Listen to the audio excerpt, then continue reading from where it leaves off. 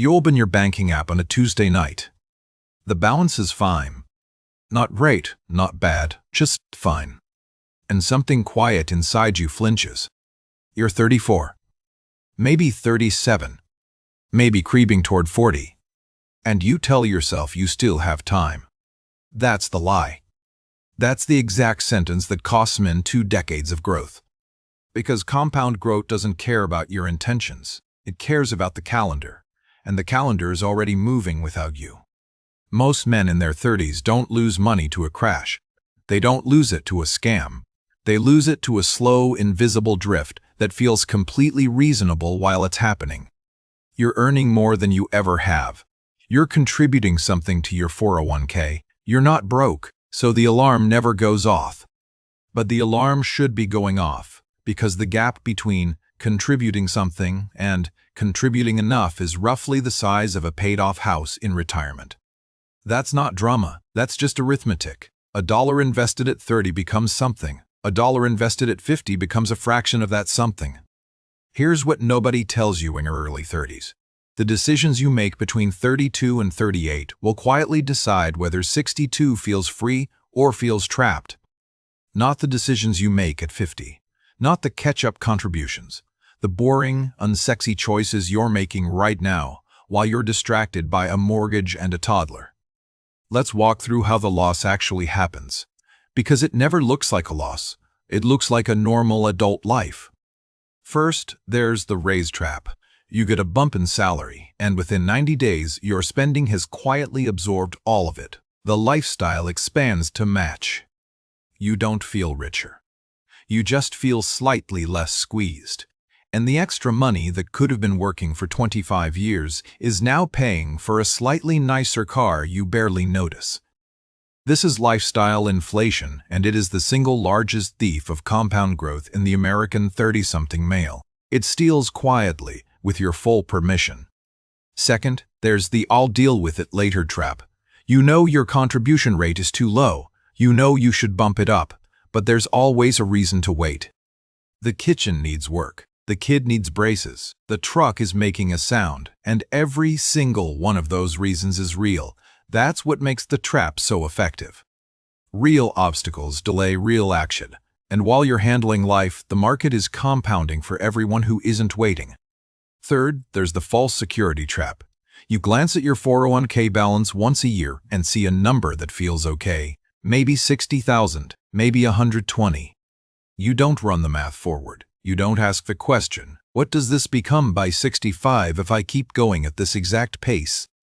If you ran that math honestly, most of you would feel the floor tilt, because the average 35-year-old man has somewhere between 30 and 90,000 saved for retirement. And that's the average, which means half have less. Half are walking into their 40s with a balance that cannot become enough, no matter how the market behaves. The healthy version of this looks completely different. The healthy version is a guy who hits 32 and decides that 15% goes in before anything else touches his life.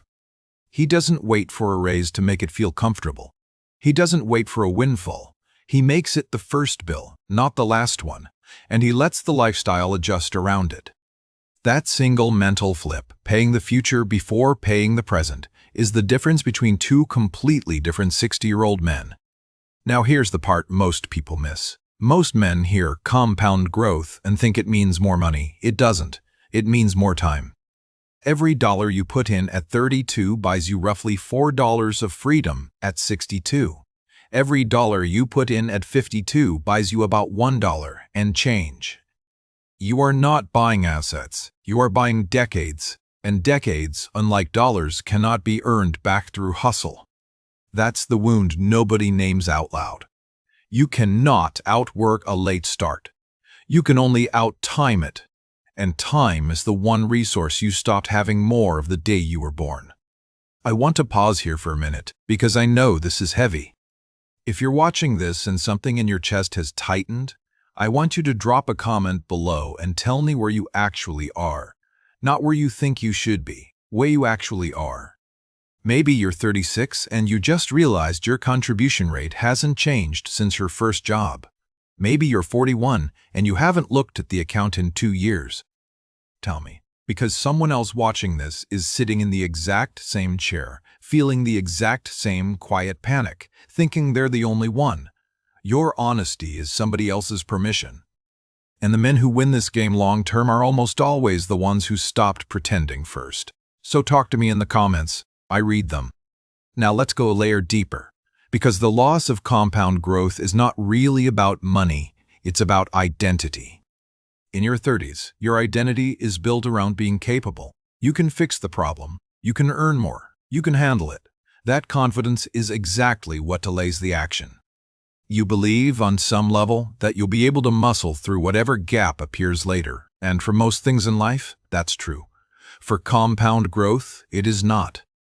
This is the advanced nuance most men miss. Your greatest financial strength in your 30s, your ability to grind and recover, is also the exact trait that lets compounding slip away. Because grinders trust themselves, and trusting yourself feels like the opposite of urgency, so the alarm gets muted by your own competence. The men who get this right are the ones who treat their 30s as a window, not a warm-up. They understand that this decade is not preparation for serious money. It is the serious money. There's a specific moment that hits a lot of men around 43 or 44. The kids are bigger. The income is solid. They sit down one evening and run real retirement numbers for the first time. And what they see is a balance that needed another $200,000 of contributions 10 years ago to be on track. Contributions they didn't make because life felt full and stable. That quiet drive home from the kitchen table is one of the most common male financial experiences in this country, and almost no one talks about it. So let me give you the practical anchors. Not advice, just orientation.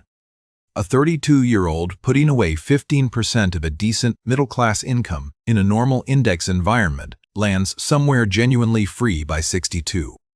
The same man waiting until 42 to start that same 15% lands somewhere considerably less free. Same effort, same discipline, a completely different ending. That 10-year delay is what we mean when we say someone lost 20 years of compound growth. It's not that they didn't save, it's that the saving didn't have time to multiply. And here is where the objection usually shows up. You're thinking, but the market could crash, inflation could eat it, rules could change. All of that is true. None of it changes the math. The man who started at 32 still ends ahead of the man who started at 42 in every realistic scenario by a wide margin. Risk is not an argument against starting. Risk is an argument for starting earlier so you have more time to absorb it. Here's the healthy versus trap distinction in its cleanest form.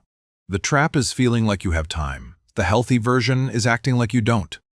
Not in panic, not in scarcity, just in clear-eyed acceptance that the most valuable asset in your life is the calendar above your desk. So what do you do, sitting where you're sitting right now with whatever balance you have, at whatever age you actually are? You stop negotiating with the contribution rate, you set it, automate it, and let the rest of your life shape itself around what's left. You don't ask whether you can afford it. You ask whether your 60-year-old self can afford for you not to. You look at the number once a quarter, not once a year, not to obsess, to stay honest. Drift happens in the dark, not in the light. And you stop comparing your balance to other men your age. The average is not a target. The average is a warning. Half the men around you are also quietly losing those 20 years. The goal is not to beat your peers. The goal is to wake up at 62 with options your peers no longer have. If this hits something true for you, do me a favor and hit the like button. It genuinely helps this channel reach the men who need to hear it. And if you're not subscribed yet, hit subscribe and turn on the bell. I put out one of these every week and they build on each other. Drop a comment and tell me which part of this landed hardest. The raise trap, the false security, the 43-year-old at the kitchen table. I want to know which one you recognized. Thank you for being here.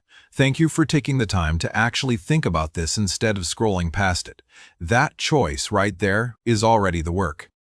Next time, we're going deeper into the specific spending patterns that quietly drain 6 figures out of the average man's 30s without him ever noticing. Because once you see compound growth honestly, the next question is what's eating it? and the answers are closer to home than most men are ready to admit.